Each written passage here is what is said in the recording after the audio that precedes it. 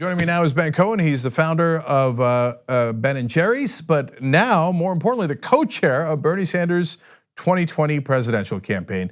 Ben, welcome back to the Young Turks. Brother Jim, what's happening?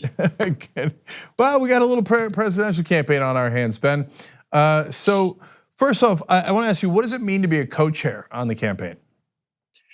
Well, there's 4 co-chairs. There's me, there's Nina Turner, there's Ro Khanna, and there's Julene, the mayor of San Juan. So we're just here trying to do everything we can to get the best man elected to the White House. So look, Ben, you've been on Bernie Sanders' side for a long time, and you're a super lib. Let's keep it real, okay? You're very, very progressive, which is great. But nonetheless, some would ask, why Bernie Sanders immediately out of the gate? Why not consider other people in the race? Obviously, Elizabeth Warren's very progressive, but people in the mainstream media would ask, Kamala Harris seems to have adopted almost all of Bernie Sanders' positions. Why jump in on Bernie's side immediately? Well, you know, I've seen Bernie up close and personal for the last 40 years. When Ben & Jerry's was first starting, Bernie ran for mayor against a old crony machine politician and shocked everyone by winning. So I've seen his consistency, his values maintain. He's been unwavering over the last 40 years. You know, I've never had a mayor that actually represented my values. And then I had a congressman that represented my values, and then a senator. And, you know, the idea of having a president of the United States that actually represents my values is, you know, kind of euphoric. So yeah, you know, what can I say? I've just seen him, his consistency over 40 years, and I feel like, you know, his experience in both houses of the legislature have prepared him for going to battle against the you know, against the entrenched cesspool there.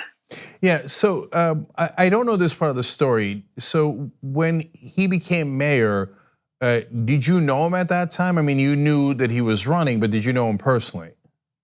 No, I didn't know him personally. I knew that he was running. You know, Ben & Jerry's, as I say, was just starting. I was kind of busy.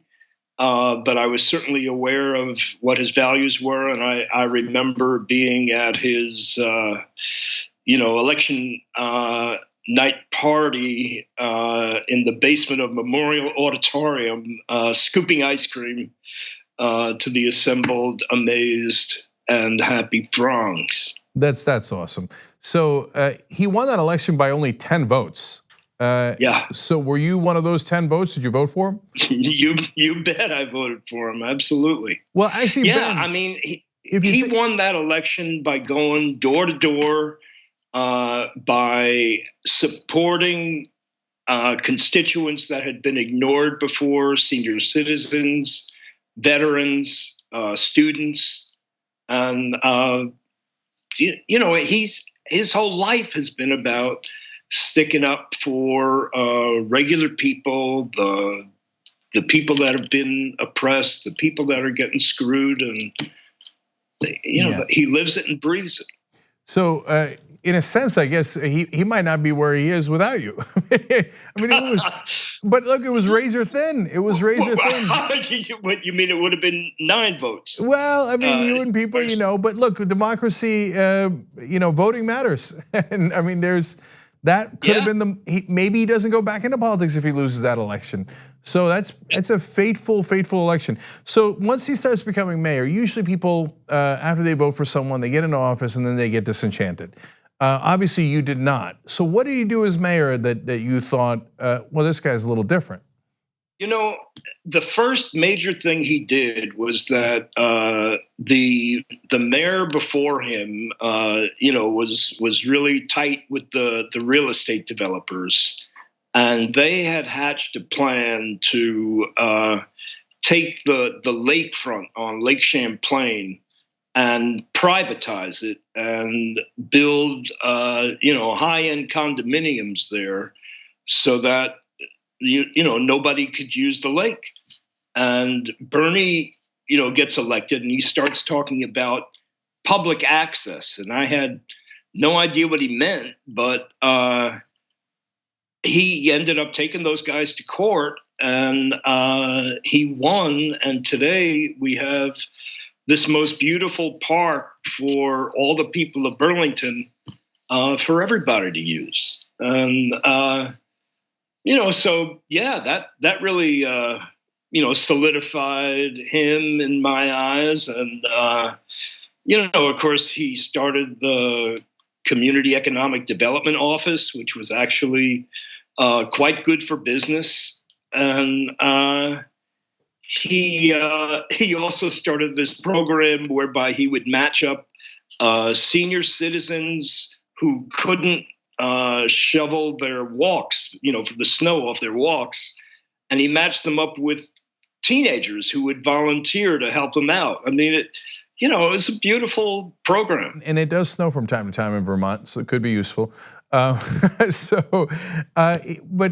if you think about it, a lot of the right wing, Donald Trump, et cetera, says, "Oh my God, if Sanders gets elected, we're going to be Venezuela," right? But you started your business in Vermont, and I'm pretty sure Ben and Jerry's is pretty successful. So it turns out having Bernie Sanders as your mayor and your congressman and then your senator didn't hurt business at all, did it? Yeah, Ben and Jerry's grew and prospered here. Seventh Generation grew and prospered here. Burton Snowboards did. Bernie believes in business that treats its employees well and that helps to improve the quality of life in the community. So do I, and so does just about everybody else in the country. Everybody in the country wants businesses that are not just out for themselves. And I think what Ben and Jerry's and a bunch of other pioneering businesses have proven is that you can do it. It's not true that it's impossible for business to make a profit if it treats its employees well and it takes care of the needs in the greater community. Yeah, it's total mythology that is just pushed by the greedy, when in reality, of course, it's possible. So, I don't know this. I know you've named a lot of different Ben and Jerry's flavors after progressive causes, but did you guys ever do one on Bernie? Oh yeah, I think the best flavor I ever created was for Bernie. It was called Bernie's Yearning. It was mint ice cream with one huge chocolate disc at the top. And essentially what it represented was it was mint chocolate chip ice cream, but all the chips had flowed up to the top, just like all the wealth that was created over the last 10 years went up to the top 1%. And the way you were supposed to eat it was to take your soup spoon, whack that big chocolate chip on the top, and mix it around the way it's supposed to be. I love it. My guess is Fox News is not going to love it. All right, Ben Cohen, co-chair of Bernie Sanders' campaign. And let me just tell you one last thing, guys. Ben is not only helping Bernie Sanders, not only a wonderful progressive, but an amazing fighter to get money out of politics with his stamp stampede. So Ben, on behalf of our entire audience and all progressives, thank you for all of your efforts throughout the years. Really appreciate it. Well, it's a pleasure. It's been great working with wolf-pac, and I'll match you. I'll go better than your chintzy little 20% off offer for TYT stuff.